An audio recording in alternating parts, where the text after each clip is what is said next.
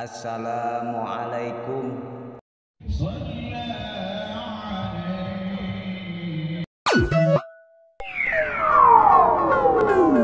Hati-hati bilang wali gila ya.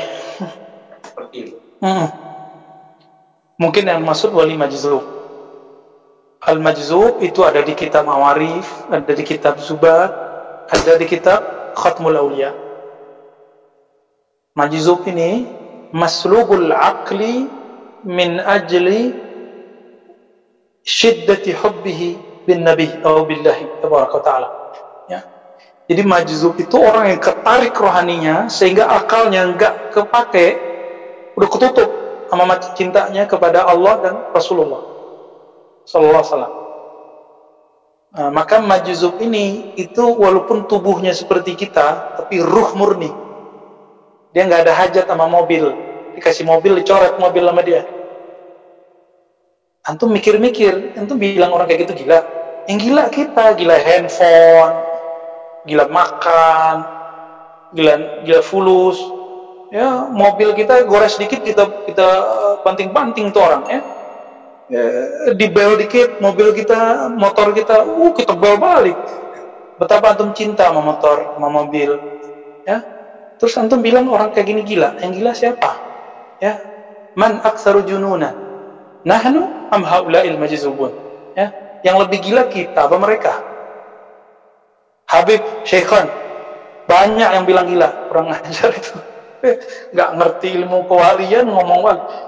Wali majzub bukan sufi. Ingat, sufi mesti bersyariat tarekat, hakikat, ma'rifat. Kalau wali majzub, dia dua aja, hakikat, ma'rifat, hakikat, ma'rifat, hakikat, ma'rifat. Intinya ma'rifatul hub, cinta, cinta, cinta, cinta. Maka Habib Syekhan tuh ngerti Imam Mahdi udah ada apa belum? Antum tanyain aja sama beliau. Ya, nah, beliau nyebut wali kutub. Antum bukan Habib, enggak, bukan saya, ini bukan wali, bukan wali kutub, maksudnya kutub versi yang Khatmul Aulia. Apa jawaban beliau? Itu kutub Rabbani. Kutub Rabbani, kata Rabbani itu gelar untuk wali kutub, wali ghaus. Maka memakai gelar Rabbani harus langsung dari sisi Allah dan Rasulullah. Enggak boleh dari guru atau murid. Enggak boleh. Jadi siapa yang menggunakan Rabbani mungkin dia tabarukan aja. Jadi sabun hari ini yang masyhur di YouTube kan, di mana memberi gelar dirinya Rabbani, sebaiknya dia insaf. Dia sadar bahwa Rabbani bukan hak dia. Nah, itu hanya gelarnya Ghaus. Itu hanya gelarnya Al-Ghaus. Al-Ghaus punya 4 ilmu itu. Udah punya belum? Kalau enggak, coret nama Rabbaninya. Kasih tahu kepada orang-orang yang menyebut dirinya Rabbani. Kita nggak pantas. Ya. Kan masih jauh. Antum punya 4 ilmu itu baru disebut Rabbani. Jadi sama Khatmul Auliya, Ghaus, Imam Mahdi, Rabbani itu sama itu. Ya, itu dia ilmunya 4 ini. Kalau dia cuma 1 punyanya, yang kedua nggak punya, berarti belum. Dia harus full ini. Harus munsif. Apa arti munsif? Sadar ya. Jadi wali majzub belum tentu sufi. Ada satu lagi wali malamatiyah. Wali malamatiyah ini sadar, tapi gayanya kayak orang pemaksiat, kayak orang awam, kayaknya begitulah, kayak preman. Hobinya seperti orang-orang biasa. Nggak bisa kita cek. Antum diuji kalau ketemu malamatiyah. Melihat kolbu atau melihat penampilan. Ini banyak nih ahli-ahli zikir di Indonesia, bahkan ahli tarekat, cuma karena si wali malamatiyah ini ngerokok, dia kemudian nggak yakin, masa wali ngerokok? Loh, emang cuma dengan rokok batal kewalian? Rokok bab fikih, kewalian bab ma'rifat, beda. Jangan dicampur-campurin. Ya? Pakai serban, nggak pakai serban, ya? Antum pernah nggak dipertanyakan Buya Zulfikar? Pakai kopiah hitam, sufi masa pakai kopiah hitam? Loh, apa hubungannya sufi sama kopiah? Ya, tidak ada pakaian khusus untuk sufi. Ada sufi yang berserban, ada yang berkopiah, ada yang nggak berkopiah. Kalau malamatiyah nggak ketahuan dia kapan pakai kopiah.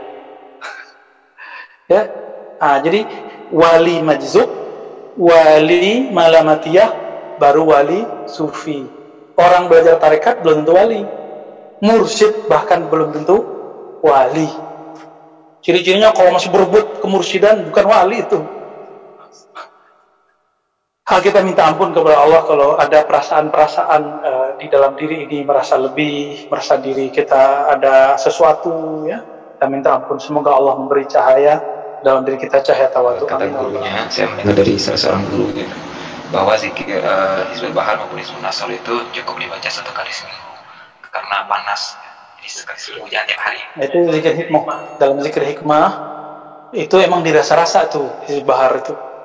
Ada rasa panas, rasa rikil, gitu ya. Tapi teman-teman harus diketahui, Hizb Nasr itu Hizb Nasr bukan Bahar ya. Ya, Hizb Nasr dulu itu diperdebatkan nisbatnya ke Imam Syazili, Abul Hasan Syazili. Tapi yang kuat itu wirid yang diwariskan oleh Abul Mawahib Asy-Syadzili. Ya, Abul Mawahib Asy-Syadzili. Bukan Abul Hasan, tapi itu ba'dahu, setelahnya. Karena Abul Hasan Syadzili itu sangat nggak mungkin ngajarin itu, karena isinya menghancurkan musuh, itu lagi perang itu. Ya? Maka ini juga diperdebatkan, yang ngomong Abul Hasan atau Abul Mawahib. Seandainya ahli Baghdad membaca hizib kami ini, maka tidak akan dihancurkan oleh Tartar. Ada riwayat begitu. Saran saya, Hizib Nasr jangan sering-sering dibaca. Tapi kalau kita lagi konflik dengan musuh Allah, bukan dengan musuh tetangga, musuh Allah, baru baca. Jadi bukan karena bermusuhan sama kita, berarti tawaduknya belum ada. Kenapa antum merasa panas kalau baca Hizib Bahar, Hizib Nasr? Karena pakai nafsiyah, bacanya pakai nafsu, bacanya pengen sakti, pengen nundukin orang, bacanya pengen ngancurin orang. Ya benar nggak? Isinya Hizib Nasr itu bikin emosi kita naik-naik turun loh ya. Untuk kalau paham isi Hizib Nasr itu benar-benar. Saya kalau baca Hizib Nasr saya jadi pemarah. Oh berarti nafsiyah saya belum beres. Maka kalau saya baca Hizib Nasr, istighfar dulu berkali-kali biar hilang tuh emosinya, hilang kebenciannya, sehingga tidak ada niat ingin menghancurkan kawan, menghancurkan lawan, kecuali lawannya musuhnya Allah. Tapi teman saya ngomong nih ya, ini zaman udah wajib nih baca Hizib Nasr nih. Antara iya dan tidak ya. Santai aja dulu. Antum yang wajib itu menurut saya sudah hampir wajib nih. Kul yang 3 sama Bismillahirrahmanirrahim la yadurru ma'asmihi. Ini bacalah tiap hari. Itu udah inti dari penjagaan diri udah. Ya, min syarri ma khalaq. Intinya di situ kan, dari keburukan semua makhluk. Jadi kenapa panas? Karena belum diisi kolbunya dengan Ismul Jalalah, Asmaul Husna. Jadi belum bersih. Dibersihin dulu dengan nama Allah Jalalah, baru kemudian baca. Kayak kita kalau habis asar di sini kita kan diam dulu sebentar. Kita baca Fatihah, baca istighfar, baru kita baca Hizib Bahar. Antum kalau mau ikut baca Hizib Bahar di sini, asar datang. Kita kalau ramai kita baca di bawah. Kalau yang akhwat ya baca di rumah aja ya. Atau baca di musola situ tuh.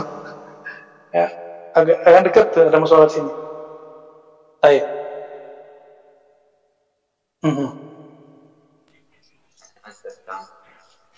Saya beragam itu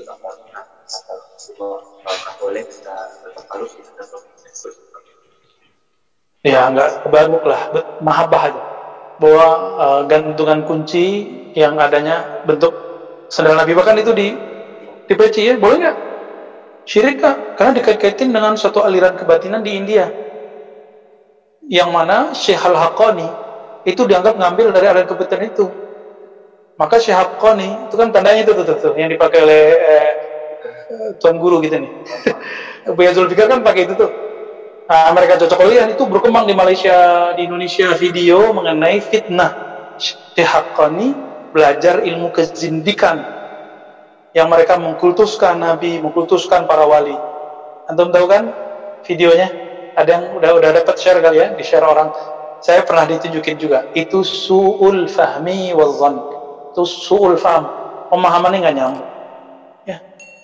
Kita ngomong begitu, kenapa? Syekh Al-Buti ngomong gini, jangankan Nabi, Syekh Al-Buti mengatakan setelah beliau mutalaah karya Imam Ghazali, saya ini Al-Buti, Muhammad Said Ahmad Al-Buti, kata beliau, tidak lebih mulia daripada kukunya Nabi, kukunya Imam Ghazali. Siapa yang ngomong? Syekh Al-Buti. Antum tahu Syekh Al-Buti? Muhammad Said Ramadan Al-Buti. Jadi kata beliau, saya ini gak lebih mulia daripada kukunya, kuku yang dipotong yang ada tainya di situ. Itu yang ngomong Al-Buti. Kira-kira Ar-Razi di mana tuh? Itu di mana itu? Kita gak tahu posisi kita di mana.